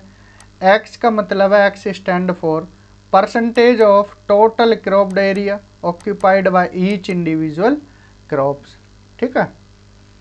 अब इसको जो गिब्स मार्टिन इंडेक्स है इसको ब्लाउ इंडेक्स भी बोलते हैं, ब्लाउ इंडेक्स या गिनी सिम्पसन इंडेक्स। ये क्वेश्चन पूछ लिए जा सकते हैं, ठीक है। ब्लाउ इंडेक्स या Gini Simpson index, value range 0 से 1, higher value indicates higher crop diversification. Means 0.5 है, 0.8 है, 0.9 है, तो क्रॉप डाइवर्सिफिकेशन जितनी वैल्यू ज़्यादा क्रॉप डाइवर्सिफिकेशन हायर रहेगा। ये बात ध्यान रखना है, ठीक है, ये बात ध्यान रखनी है। हायर वैल्यू मीन्स इंडिकेट्स करता है हायर क्रॉप डाइवर्सिफिकेशन को। क्लियर। तो ये था क्या, गिब्स मार्टिन इंडेक्स। भाटिया ने 1965 में, अब देखिए जो अभी हमने गिब्स यहाँ पर ये देखा है Gibbs Martin index, Gibbs Martin index 1962 है, ईयर याद रखना है 1962 है गिब्स मार्टिन इंडेक्स। और जो ये भाटिया का है, भाटिया का 1965, भाटिया 1965, इन्होंने भी फॉर्मूला दिया, फॉर्मूला ऑन क्रॉप डाइवर्सिफिकेशन। क्या फॉर्मूला है, index of crop diversification is equal to percent of sown area under x crops upon में नंबर ऑफ एक्स क्रॉप। यहाँ पर एक्स क्रॉप्स का मतलब है those crop that individually occupy 10% और more of the gross cropped area in the under study, ठीक है। तो सिंपल याद रखना, भाटिया ने 10% की बात की है। इनके बाद जसवीर सिंह आते हैं, उन्होंने 5% की बात की है। यहीं से क्वेश्चन बनते हैं, ठीक है, यहीं से क्वेश्चन बनते हैं। ईयर याद रखना है, गिब्स मार्टिन इंडेक्स 1962, भाटिया 1965। फॉर्मूले याद रखना है, ठीक है। भाटिया 10% बोला है, Bhatia index is inversely proportional to the degree of crop diversification, ये इंपॉर्टेंट बात है। गिब्स मार्टिन में जितनी वैल्यू ज़्यादा उतना ज़्यादा क्रॉप डाइवर्सिफिकेशन, लेकिन भाटिया इंडेक्स में क्या है, इनवर्सली प्रोपोर्शनल है, ठीक है। Means that as the index increase करेगा the degree of crop diversification decrease कर जाएगी। तो इसमें क्या है, इनवर्सली प्रोपोर्शनल है, ध्यान रखना। गिब्स मार्टिन में डायरेक्टली था, इधर इनवर्सली है। एस भाटिया की बुक ये इंपॉर्टेंट है, patterns of crop concentration and diversification in India 1965, ये एस भाटिया की बुक है। जसवीर सिंह का फॉर्मूला सेम है भाटिया वाला ही, लेकिन एस भाटिया ने 10% वाली क्रॉप ली, जसवीर सिंह ने 5% वाली, बस इतना ही अंतर है, ठीक है। जसवीर सिंह 5%। जसवीर सिंह ने एग्रीकल्चरल एटलस ऑफ हरियाणा 1976 में, एंड जसवीर सिंह और एस ढिल्लों ने एक बुक लिखी एग्रीकल्चर ज्योग्राफी 1984 में। ये चीज़ें फैक्ट वाली याद रखना। एग्रीकल्चर प्रोडक्टिविटी देख लेते हैं, एग्रीकल्चरल प्रोडक्टिविटी। अब प्रोडक्टिविटी का मतलब कैसे पता लगेगा कि इसकी प्रोडक्टिविटी ज़्यादा है, मीन्स किस पर कितना पैसा लगाया और कितना उसने दिया, मीन्स कितना इनपुट और कितना आउटपुट दिया, ठीक है, कितना इनपुट, कितना पैसा खर्च किया, कितना उससे कमाया गया, ठीक है, कितना पैसा लगाया खेती में और कितना कमाया, यही एग्रीकल्चर प्रोडक्टिविटी के बारे में बताता है। The measurement of production and inputs required for the production of that output is known as agriculture productivity. Simple शब्दों में कितना इनपुट लगाया, कितना आउटपुट मिला, it is an input output ratio. Methods and techniques related to agriculture productivity से related ranking coefficient method है, Kendall ने दिया 1939 में, स्टाम्प ने 1980 और सफ़ी ने 1960 में, ठीक है, 1980 नहीं 1960 है। Kendall 1939, Stamp 1960, Safi 1960। Carrying capacity of land in terms of population, ये स्टाम्प ने 1958 में दिया। Giving weight to ranking order of the output per unit area with percentage share under each crop, ये सप्रे और देश पांडे ने 1964 और भाटिया ने 1967। प्रोडक्टिव इंडेक्स ऑफ प्रोडक्टिविटी इनियडी और सफ़ी का नाम आता है, इनियडी 1964, Safi 1972। And assessing the net income in rupees, rupees per hectare of cropped area, ये बात रुपीज़ की जसवीर सिंह ने बोली 1985 में। एक बार रिवाइज कराते हैं। रैंकिंग कोफिशिएंट मेथड, ये एग्रीकल्चरल प्रोडक्टिविटी से रिलेटेड हैं सारे मेथड और technique. Ranking coefficient method Kendall 1939, Kendall Stamp Shafi, Kendall Stamp Shafi रट लीजिए बिल्कुल, Kendall Stamp Shafi, Kendall 1939, Stamp 1960, Safi 1960। Carrying capacity of land in terms of population, carrying capacity of land in terms of population, ये Stamp 1958। Giving weight to the ranking order of the output per unit area with the percentage share under each crop, Sapre and Deshpande Bhatia. Index of productivity इनियडी सफ़ी, इनियडी Shafi and rupees में किसने बात की, जसवीर सिंह ने। Ranking coefficient method Kendall. The technique was applied to determine the agriculture productivity of India and the agriculture stats for the year 1990-95 में, ये India के लिए किया, एग्रीकल्चर प्रोडक्टिविटी ऑफ इंडिया निकालने के लिए, ये कुछ डेटा है, ठीक है। Agriculture productivity index Candolle method 1990-94। Very high productivity, अगर वैल्यू 75 या उससे कम है, ठीक है, और 90 या उससे कम है तो हाई प्रोडक्टिविटी। मीडियम 105 से कम है, लो 125 से कम है, वेरी लो 125 से ज़्यादा है, ठीक। Formula measurement of agriculture productivity in terms of money, P I is equal to sigma Y into C minus P. P I का मतलब productivity index and Y total production, C market price and P input cost, ध्यान रखना है। Land classification की बात करें, the classification of land according to its quality for a particular purpose, उसको क्या बोलेंगे, land classification. First systematic land classification वो डन बाय एल.डी. स्टाम्प, ठीक है, नाम याद रखना है एल.डी. स्टाम्प का। ब्रिटेन का क्लासिफिकेशन किया 7 फोल्ड सिस्टम में, ब्रिटेन का क्लासिफिकेशन किया 7 fold system book the land of Britain its use and miss use. ये किसकी बुक है, एल.डी. स्टाम्प की। एल.डी. स्टाम्प का नाम याद रखना है, ठीक है। इन्होंने क्या है, पहली बार सिस्टमेटिक लैंड क्लासिफिकेशन की एल.डी. स्टाम्प ने बुक है the land of Britain its use and misuse. Carlos R का नाम आता है 1924, Carlos R 1924 pioneer the land use survey, कहाँ किया, यूएसए में, ठीक है, याद रखना है। जॉन्स और Finch, Jones Finch 1925 land use classification for planning and development. M Shafi in India was the pioneer of land use studies, land use survey in eastern UP in 1962। M Shafi का नाम इंडिया से रिलेटेड है, eastern UP में इन्होंने क्या किया, land use study की। IGU on agriculture topology, IGU commission on agricultural topology, ये 1964 से 1976 तक रही। इसके प्रेसिडेंट कोस्त्रोविस्की थे, कोस्त्रोविस्की पोलैंड के रहने वाले थे। तो इन्होंने एक फॉर्मूला दिया T is equal to SO/PC, ठीक है, याद रखना है T is equal to SO/PC। और कैट की फुल फॉर्म याद रखना, commission on agriculture typology.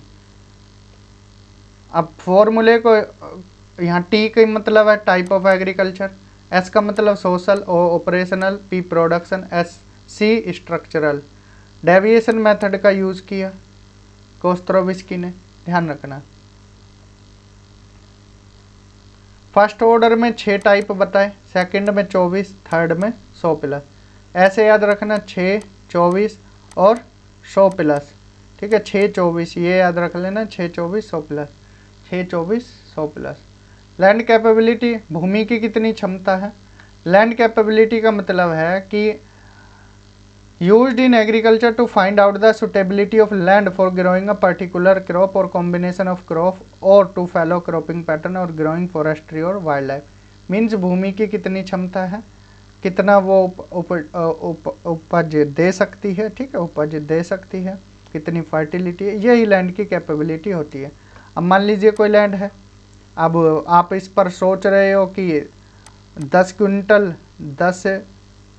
Quintal मूंग 1 बीघे में हो जाए, तो ऐसा पॉसिबल नहीं है, ठीक है, तो ऐसा पॉसिबल नहीं है। लैंड कैपेबिलिटी अलग अलग जगह की अलग अलग क्षमता होती है। जैसे इंसानों की क्षमता होती है, ये एक इंसान है 100 किलो वजन उठा सकता है, दूसरा वही इंसान है, ठीक है, 50 किलो पे भी पैंक निकल जाएगी, पैंक इन द सेंस की मीन्स परेशान हो जाएगा, और ये 100 किलो पर मस्त है एकदम, ठीक है, तो इसकी कैपेबिलिटी ज़्यादा है वजन उठाने की, इसकी कम है। तो ऐसे ही भूमि में है, ठीक है, बंजर भूमि होती है, अलग अलग भूमि, तो कुछ फैक्टर हैं जो डिटरमाइन करते हैं लैंड कैपेबिलिटी को, जैसे soil types, slope and thickness of soil, किसी सॉइल की ढलान है, ठीक है, कोई बिल्कुल प्लेन है, और कहीं पर थिकनेस किसी की ज़्यादा किसी की कम है। रेनफॉल, इरिगेशन फैसिलिटी, ये भी फैक्टर डिटरमाइन करते हैं। Climate, flood, drought, waterlogging, soil erosion, ये सारे फैक्टर क्या है, अफेक्ट करते हैं, डिटरमाइन करते हैं land capability.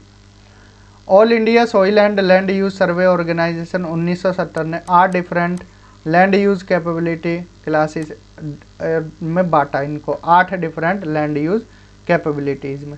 Land capability index LCI calculated through the factor to determine the land capability. 8 type के देख लेते हैं लैंड कैपेबिलिटी क्लास।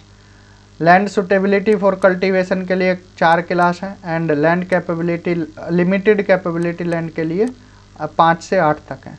मीन्स ये सुटेबल है कल्टीवेशन के लिए, इम्पोर्टेंट है 1 से 4, एंड लिमिटेड कैपेबिलिटी लैंड ये क्लास 5 से 8 है। देख लेते हैं एक एक क्लास। यहाँ पर देखिए most suitable for intensive cultivation, having the following, deep soil होती है, फर्टाइल सॉइल, प्लेन टोपोलॉजी है, माइल्ड क्लाइमेट है, प्लेन टोपोग्राफी है, nearly no hazard such as flood और ड्रॉट नहीं आते हैं। ये क्लास 1 है, अच्छी एकदम। क्लास 2 गुड कल्टीएबल लैंड है, naturally suitable for many crop but areas are prone to erosion flood, तो उसके मुकाबले थोड़ी कम है क्योंकि यहाँ पर फ्लड इरोजन की समस्या देखने को मिल सकती है। मॉडरेट सॉइल फर्टिलिटी है, several risk of erosion, the risk of damage, तो यहाँ भी सॉइल फर्टिलिटी है लेकिन थोड़ा इरोजन वगैरह का रिस्क रहता है। Class 4 good soil with steep slope, fallow and other fallow lands है, तो यहाँ तक क्या थी, ये कल्टीवेशन के लिए थी। अब 5 से देखते हैं, suitable for grazing, forestry and wildlife, soil is either too wet or too hard and not suitable, ये क्रॉप के लिए सुटेबल नहीं है जैसा कि हमने बताया। क्लास 1 से 4 कल्टीवेशन के लिए, 5 से 8 अदर कामों के लिए जैसे ग्रेजिंग, फॉरेस्ट्री, वाइल्ड लाइफ, इन सब के लिए। Class 6 suitable for limited grazing, forestry and wildlife, soil thinner और स्टीपर है। 7 में land is only used for forestry and wild life, steep eroded land है। क्लास 8 में it is not suitable for, ये forestry के लिए भी suitable नहीं होती, वेरी रफ टेरेन होता है। वॉन थुनन का मॉडल देख लेते हैं 1826 में, वॉन थुनन ने ये मॉडल दिया, ठीक है। यहाँ पर आइसोलेटेड स्टेट बोला उन्होंने, वन मार्केट बताया। इसमें वॉन थुनन ने अपने मॉडल में क्या एक्सप्लेन किया, explain crop productivity and land use pattern, ये इंपॉर्टेंट है, लिख लीजिए। क्रॉप प्रोडक्टिविटी के बारे में बताया, crop productivity and land use pattern, and land use patterns किसने बताए, वॉन थुनन ने, ठीक है। वन मोड ऑफ ट्रांसपोर्ट, एक मोड लिया ट्रांसपोर्ट, वो हॉर्स कार्ट, घोड़ा गाड़ी। Formula L equal to Y P minus A minus K M, ये आप याद रख लेना है, ठीक है। वैल्यू इनकी चेक कर लेना है क्योंकि इतने से नोट्स में ये सब वैल्यू वगैरह नहीं आती। 6 जोन की बात की, जोन 1 से लेकर 6 तक, ठीक है। 7वां जोन किसने ऐड किया वो अभी आपको बताएंगे। अगर वॉन थुनन का है तो 6 जोन, 7वां जोन पूछे तो वो अभी, और वो ओलाफ जॉनसन ने, सिंपल ओलाफ जॉनसन ने 7वां जोन, इन्होंने क्या बैरन लैंड के बारे में बता दिया था कि 7वां जोन भी है बैरन लैंड। तो 6 जोन देख लेते। जोन 1 में वेजिटेबल और डेयरी प्रोडक्ट की बात की, जोन 2 में टिम्बर, जलाऊ लकड़ियों की, जोन 3 में grain crop with no fallow land, zone 4 में grain crop with fallow land. यहाँ 6 साल बोला इन्होंने, यहाँ 7 साल बोला, ये ध्यान रखना है। 5 में 3 फोल्ड क्रॉप सिस्टम, 1/3 में क्रॉप, 1/3 में लाइव स्टॉक, 1/3 में अनक्रॉप्ड, ये तीनों ध्यान रखना है। और लेवल जोन 6 में रैंचिंग और लाइव स्टॉक। वॉन थुनन की थ्योरी को, मॉडल को मॉडिफाइड या ट्रांसलेट किया ओलाफ जॉनसन ने 1925-26 में, ठीक है। 1925-26 है, 100 साल बाद वॉन थुनन के। एग्रीकल्चर से रिलेटेड गेम थ्योरी, ये मार्शल ने दी। गेम थ्योरी, इन्होंने बोला game between environment and farmer, एक तरह से किसान और पर्यावरण के बीच में क्या है, गेम होता है, ठीक है। तो ये गेम थ्योरी मार्शल ने दी एग्रीकल्चर से रिलेटेड, ठीक जी। Classification of agriculture regions of India, MS Randhawa, इन्होंने 1958 में दिए 5 एग्रीकल्चर रीजन्स ऑफ इंडिया बताए। P सेनगुप्ता और सदाशिव ने 1968 में 4/11/60 बताए। प्लानिंग कमीशन ऑफ NRSA, इन्होंने during 7th 5 year plan 15 region बताए, एग्रीकल्चर रीजन्स 15 ये पूछा जाता है 15 एग्रीकल्चर रीजन्स की बात की प्लानिंग कमीशन एंड NRSA ने, कोई दिक्कत। MS Randhawa 5, P Sengupta and Sadashiv 4/11/60 and इसके बाद planning commission and NRSA agriculture region 15 बताए। तो यहाँ पर हमारी एग्रीकल्चर ज्योग्राफी ख़त्म होती है। एक बार देख लेते हैं अब तक हमारे क्या क्या टॉपिक हो चुके हैं। जियोमॉर्फोलॉजी हमने कवर किया है अब तक। क्लासेस अगर आपको देखनी है तो आप मैराथन भी देख सकते हो और जो क्लासेस हैं उनको भी देख सकते हो। जियोमॉर्फोलॉजी, इसके बाद हमने क्लाइमेटोलॉजी कवर किया, क्लाइमेटोलॉजी, क्लाइमेटोलॉजी के बाद हमने ओशियनोग्राफी किया, ओशियनोग्राफी। ठीक है, इसके बाद 4th यूनिट हमने बायोजियोग्राफी की कवर, बायोजियोग्राफी। बायोजियोग्राफी के साथ हमारा क्या है, एनवायरनमेंट ज्योग्राफी भी हमने कराया। इन पर क्रम भी डाल देते हैं, 1 पर जियोमॉर्फोलॉजी, 2 पर क्लाइमेटोलॉजी, 3 पर ओशियनो, 4 पर बायोजियोग्राफी एनवायरनमेंट। 5 पर हमने जियोग्राफिकल थॉट कराया, जियोग्राफिकल थॉट। 6th में हमने देखिए ह्यूमन ज्योग्राफी स्टार्ट किया था। 6th में हमने ह्यूमन ज्योग्राफी स्टार्ट किया। ह्यूमन ज्योग्राफी में हमने social geography, social geography and social के साथ हमने कल्चरल ज्योग्राफी भी कवर की। इसके बाद हमने ह्यूमन ज्योग्राफी के बाद फिर सोशल कल्चरल के बाद हम आगे बढ़े। हमने देखा क्या, political geography, political geography. Political के बाद फिर हमने क्या है, 8th unit population geography, population. Population के बाद 9th हमने की सेटलमेंट, सेटलमेंट। फिर इसके बाद 10th की हमने रीजनल प्लानिंग, 10th हमने की regional planning, regional planning and development. 11th में हमने स्टार्ट किया था economic geography, economic geography. Economic में हमने क्या है, रिसोर्सेज के बारे में, रिसोर्स के बारे में पढ़ा एंड इंडस्ट्री पढ़ा, इंडस्ट्रियल ज्योग्राफी। इसके बाद हमने 12वीं यूनिट में, 12वीं यूनिट में अब हमारा एग्रीकल्चर ज्योग्राफी ख़त्म हुआ है, एग्रीकल्चरल ज्योग्राफी। तो यहाँ तक हमारा एग्रीकल्चर ज्योग्राफी ख़त्म हो गया है। अब नेक्स्ट क्लास में हम क्या है, प्रैक्टिकल ज्योग्राफी कराएंगे आपको, practical geography, practical geography. Practical में हम आपको कार्टोग्राफी, पहले कार्टो कराएंगे, कार्टोग्राफी। स्टैटिस्टिकल जो भी डेटा हैं, और GIS, GPS और रिमोट सेंसिंग। इसके बाद हमारी 14 रहेगी इंडियन ज्योग्राफी। तो यहाँ पर हमारी बस 2 यूनिट बचती हैं। आज 26 तारीख है, 26 तक हमने एग्रीकल्चर ख़त्म कर लिया है। अब नेक्स्ट 5 दिन में, या मोस्ट प्रोबेबली 2-2 दिन लगेंगे, प्रैक्टिकल और इंडियन ख़त्म हो जाएगा। तो हम यहाँ पर 30-31 मई तक सिलेबस पूरा कर लेंगे। फिर बाकी दिनों में आप रिवीजन अच्छे से कर लेना है, चाहे जो HPSC असिस्टेंट प्रोफेसर दे रहे हैं वो भी, जो UP PGT दे रहे हैं वो भी, जो UGC नेट दे रहे हैं वो भी, उनके लिए सभी के लिए ये 14 यूनिट बेनिफिशियल रहने वाली है। ठीक है जी, लिखे देते हैं, कंफ्यूज ना हो जाए। कुछ लोग बोल रहे हैं कि सिर्फ UP PGT के लिए है, ऐसा नहीं है। ज्योग्राफी सभी के लिए आधे के बराबर है। HPSC असिस्टेंट प्रोफेसर थोड़ा हल्का सिलेबस इधर उधर होता है। UP